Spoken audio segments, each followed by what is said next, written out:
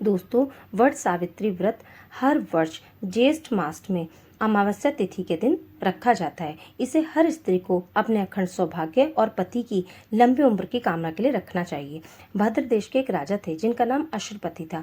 भद्र देश के राजा के कोई संतान नहीं थी। उन्होंने संतान प्राप्ति के लिए प्रतिदिन 1,00,000 मंत्रोच्चारण के साथ आहुतियां दी।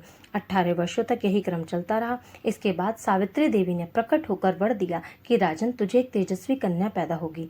सावित्री देवी की कृपा से जन्म लेने के कारण कन्या का नाम सावित्री रखा गया। समय बीतता गया। कन्या बड़ी होकर बेहद रूपवान बनी। योग्य वर न मिलने की वजह से सावित्री के पिता दुखी थे।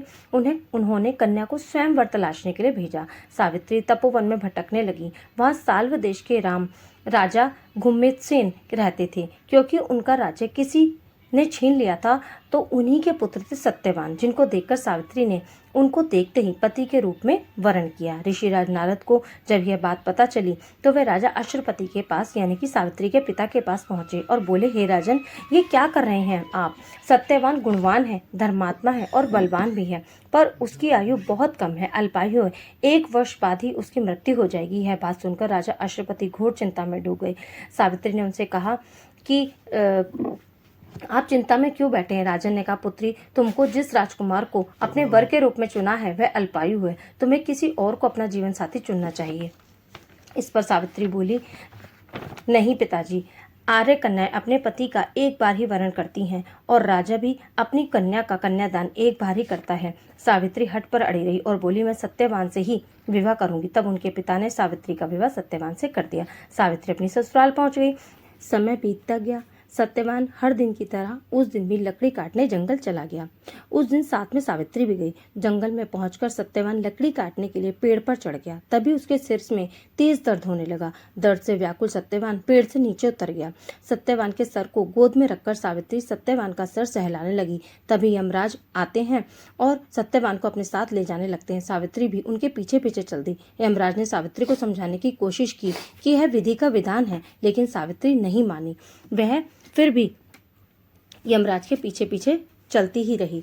तब यमराज बोले, अच्छा ठीक है सावित्री, तुम्हारी निष्ठा और पति परायणता को देखकर यमराज ने सावित्री से कहा कि हे देवी, तुम धन्य हो, तुम मुझसे कोई भी एक वरदान मांगो।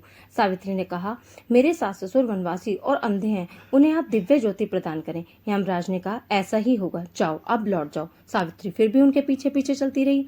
तब यमराज बोले, देवी, मैंने कहा ना वापस जाओ। वो बोलती है, नहीं, मैं अपने पति के पीछे पीछे चलूंगी। यमराज बोले, अच्छा ठीक है, एक वर और मांग लो। तब सावित्री ने कहा, मेरे सास ससुर का राज्य छिन गया है, उसे पुनः वापस दे दो। यमराज ने कहा, ठीक है, ऐसा ही होगा। उसके बाद सावित्री फिर उनके पीछे पीछे चल दी। तब यमराज बोले, देवी, मैंने कहा ना, लौट जाओ, यह विधि का विधान है, सत्यवान अब तुम्हें नहीं मिलेगा। तब भी वह उनके पीछे पीछे चलती रही। तब यमराज बोले, ठीक है, एक वरदान और मांग लो।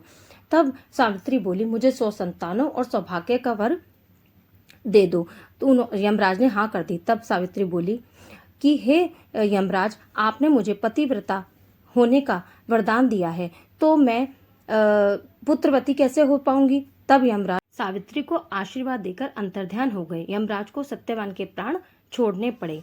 सावित्री उसी वट वृक्ष के पास आ गई जहां से पति को मृत शरीर पड़ा था। जाकर देखती है तो सत्यवान जीवित हो गया। खुशी खुशी दोनों अपने घर लौट आए। जाकर देखते हैं तो सास ससुर का राज्य भी वापस मिल गया और सास ससुर की आंखों की ज्योति भी वापस आ गई। इस तरह यह वट सावित्री व्रत हर सुहागन स्त्री को हर वर्ष रखना चाहिए अपने पति की दीर्घायु के लिए। दोस्तों, प्रथम अपने सास ससुर का उचित पूजन करने के साथ ही अन्य विधियों को प्रारंभ करें।